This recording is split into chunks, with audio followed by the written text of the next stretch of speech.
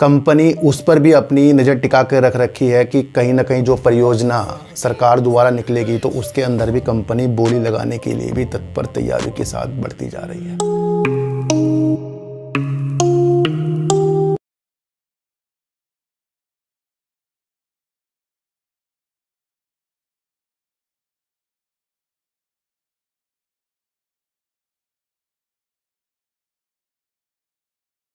नमस्कार, मैं स्वागत करता हूं आपका अपने ही चैनल पर जिसका नाम है सार्थक बाजार से। आज बात करेंगे आईआरबी इंफ्रास्ट्रक्चर डेवलपर्स की, क्योंकि इसके ऊपर मेरे प्यारे सब्सक्राइबर ने कहा सर इसके ऊपर वीडियो बनाइए। देखो सर, सड़क का निर्माण आपको देखने को मिल ही रहा है, राजमार्गों का निर्माण भी आपको देखने को मिल रहा है। उसी क्षेत्र में कंपनी अच्छा खासा काम करती है। कंपनी उस पर भी अपनी नज़र टिका कर रख रखी है कि कहीं ना कहीं जो परियोजना सरकार द्वारा निकलेगी तो उसके अंदर भी कंपनी बोली लगाने के लिए भी तत्पर तैयारी के साथ बढ़ती जा रही है। कंपनी की कई परियोजनाएं, उस परियोजना के तहत ये अपनी क्षमता को और आगे बढ़ाने के लिए विशेष तौर पर अपनी स्थितियों को अच्छा खासा देखकर चल रही है। मोतीलाल ओसवाल जी ने इसके करीब करीब 50 रुपये के टारगेट दिए हैं। अब वो टारगेट पूरे होंगे नहीं होंगे इससे हमें कोई मतलब नहीं, न्यूज़ आई है इसलिए मैंने आपको इस चीज़ों के बारे में बताया है। देश के अंदर अगर आप देखें तो चारों तरफ आपको ब्रिज हो गए, सड़क हो गई, इन स्थितियों के साथ बेहतर वर्क करने को मिल रहा है ना। और कहीं ना कहीं जब बजट आया था तो उसके अंदर भी इन स्थितियों के लिए कुछ अंश रखा गया था कि इसमें सुधार की नीतियाँ और आगे बढ़ाई जा सके। तो सीधे सीधे आपको समझना है कि कंपनी जो है सड़क और राजमार्ग कार्यों के लिए वर्क करती है और ये बेस्ट वर्क है, क्योंकि हमारे नितिन गडकरी जी जो हैं, केंद्रीय मंत्री जो हैं हमारे राजमार्ग मंत्री, वो कहीं ना कहीं सड़क को सुधारने में और लंबी दूरी को शॉर्टकट बनाने में, यानी कि कहीं कहीं जो बहुत घंटे लग जाते थे उसको कहीं ना कहीं ऐसा राजमार्ग बनाकर स्थितियों के साथ पहुंचाने के लिए वर्क कर रहे हैं। तो कहीं ना कहीं यहाँ पर देश के अंदर इंफ्रास्ट्रक्चर जो सड़क के निर्माण के लिए हो रहा है उसके अंदर कंपनियों को अच्छा खासा फल जरूर मिलेगा, क्योंकि देश के अंदर अगर सड़कें अच्छी होंगी तो आवाजाही जो है वो बेस्ट होगी। तो ये समझना कि इस उपलक्ष्य के लिए कंपनी वर्क कर रही है और जो नीतियाँ हैं बेस्ट है। और अगर इसे अच्छी तरह अगर हम समझें तो इंफ्रास्ट्रक्चर डेवलपर लिमिटेड नामक कंपनी से है, जो भारत में सड़क और राजमार्ग अवसंरचना के निर्माण और विकास का काम करती है।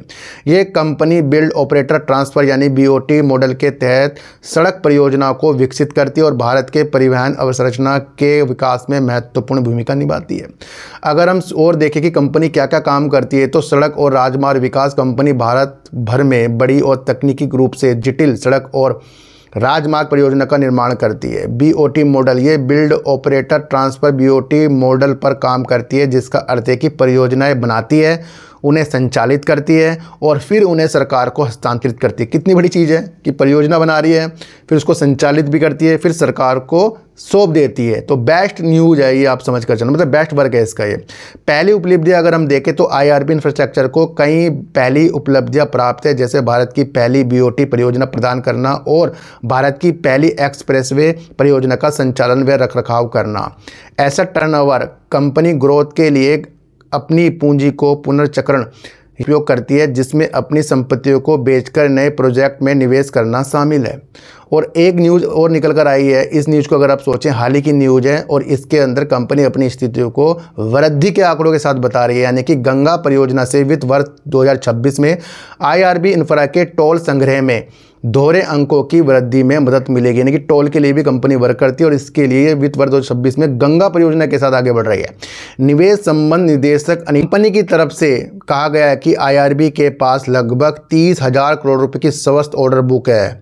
कितनी बड़ी ऑर्डर बुक है इनके पास, 30,000 करोड़ रुपए करीब की। साथ ही दीर्घकालिक O&M अनुबंध भी बढ़ रहे हैं, जो 10 से 15 साल की राज्य से दृढ़ता को प्रदान करते हैं। यानी 10 से 15 साल की स्थितियां और कंपनी के द्वारा बताई जा रही है।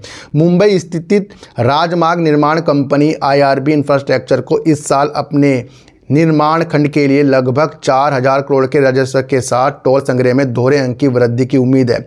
आईआरबी में निवेश संबंधों के निदेशक अनिल यादव ने कहा कि हम साल की दूसरी छमाही में गंगा परियोजना शुरू करने वाले हैं, जिससे कंपनी के लिए कुल टोल संग्रह को और बढ़ावा मिलेगा। तो बेस्ट न्यूज़ निकल कर आ रही है। आईआरबी इंफ्रास्ट्रक्चर के पास लगभग 30,000 करोड़ रुपए की एक स्वस्थ ऑर्डर बुक है। साथ ही बढ़ते दीर्घकालिक O&M अनुबंध है जो करीब 10 से 15 साल का है, ये मैंने आपको अभी बता ही दिया था। बजट में देखो सर, एक न्यूज़ ये भी आप समझना कि बजट में उल्लिखित मुद्रीकरण कार्यक्रम के संदर्भ में बुनियादी ढांचे के लिए कुल मुद्रीकरण लगभग 10 ट्रिलियन था, जिसमें से 3 ट्रिलियन सड़क क्षेत्र को आवंटित किया गया है। तो ये आप समझ कर चलना कि 10 में से करीब 3 ट्रिलियन तो सड़क के लिए है। तो उसके अंदर जो भी कंपनी वर्क करेगी उन स्थिति को बेहतर समझ सकती है, जिसकी समय सीमा 4 से 5 साल थी। इसलिए सालाना लगभग 60,000 से 70,000 करोड़ के मुद्रीकरण की उम्मीद की जा सकती है। हमने अभी तक कोई मुद्रीकरण होते नहीं देखा है, लेकिन हमें उम्मीद है कि साल की दूसरी छमाही में परियोजनाएं आ सकती हैं। लगभग 40 से 45,000 करोड़ रुपए की बीओटी परियोजना भी बोली के लिए उपलब्ध है।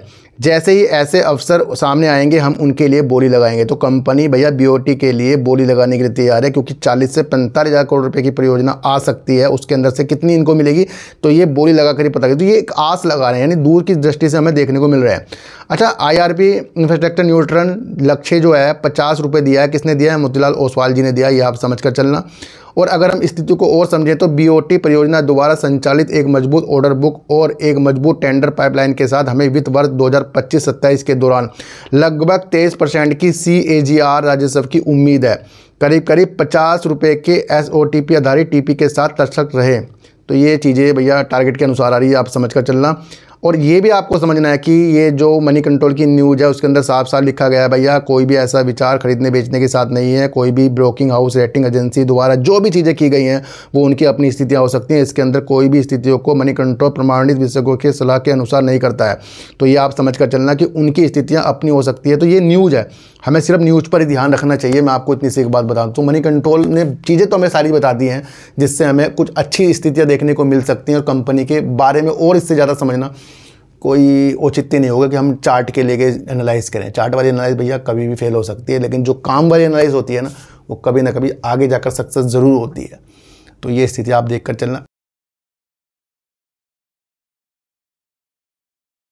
अगर हम कंपनी का मार्केट कैप देखें तो कंपनी का मार्केट कैप लगभग हमें देखने को मिल रहा है 26,372 रुपये करीब का मार्केट कैप है। 43 रुपये करीब का कंपनी का इस वक्त शेयर चल रहा है। और 66 रुपये कंपनी का हाई है और 41 रुपये कंपनी का लो चल रहा है। अगर हम जून 2024 में कंपनी की सेल देखें तो कंपनी की 1853 करोड़ की सेल थी। और ख़ास बात यह है कि कंपनी के पास प्रॉफिट चलता आ रहा है। और एक चीज़ और आपको देखने को मिलेगी, यहाँ पर कंपनी ने 140 करोड़ का प्रॉफिट भी कर दिया था। दिसंबर 2024 में कंपनी ने 6,026 करोड़ का प्रॉफिट कर दिया था, लेकिन उसकी अदर इनकम अगर हम देखें तो 5,869 करोड़ थी। तो ये कोई मायने नहीं रखती। वैल्यूबल चीज़ ये है कि जून 2025 में कंपनी ने अपनी सेल को 1853 करोड़ से करीब 2,099 करोड़ बढ़ा दिया और 202 करोड़ का कंपनी ने प्रॉफिट कर दिया है। और अगर हम कंपनी के पास रिजर्व देखें तो कंपनी का रिजर्व उधार एक ही समान देखने को मिल रहा है। और रिजर्व कंपनी का काफ़ी बड़ा है, जो 19,223 करोड़ का है। उधार कंपनी में 20,599 करोड़ का है। अगर हम कैश फ्लो की बात करें तो कंपनी का कैश फ्लो 2025 मार्च का सही है, बिल्कुल बेस्ट है। और अगर हम प्रमोटर की बात करें, प्रमोटर जू के तू बने बड़े हैं 30.42% के। एफआईज कंपनी के अंदर से अपनी होल्डिंग को कम करके गए हैं 43.61% के हैं। और डीआईएस ने भी अपनी होल्डिंग को कम किया है, जो 10.21% है। गवर्नमेंट कंपनी के अंदर 0.01% है। और अगर हम पब्लिक की बात करें तो पब्लिक भी कंपनी से कम हुई है, 15.74% है। तो ये वो नीतियां हैं जहां आईआरबी के चीज़ों को हमने समझा, कंपनी की न्यूज़, टारगेट, कंपनी किस स्थितियों के साथ बोली लगाने के लिए आगे बढ़ रही है और कंपनी अपने राजस्व को किस तरीके से और बढ़ाएगी। और गंगा परियोजना के लिए भी कंपनी अपनी स्थितियों को बेहतर बता रही है। तो ये वो सारी न्यूज़ थी जिसके लिए आज हमने आपस में बातचीत करी। किसी को भी खरीदने बेचने की नीतियाँ मेरे चैनल पर बिल्कुल भी नहीं है। मेरा कोई टेलीग्राम, कोई व्हाट्सएप ग्रुप नहीं है, ना ही आज तक मैंने बनाया। तो सर सच्ची उड़ देखिए, अच्छी उड़ देखिए, समझ कर देखिए। किसी की बातों में आपको आना ही नहीं है, चाहे मैं क्यों ना। तो चींटी को आटा दीजिए, गाय को रोटी दीजिए और अपने बच्चों को ज़्यादा से ज़्यादा प्यार कीजिए, क्योंकि बच्चे ही आपकी मासूमियत से किस्मत पलटेंगे। तो फिर मिलेंगे आपसे नई वीडियो के साथ, जब तक के लिए नमस्कार।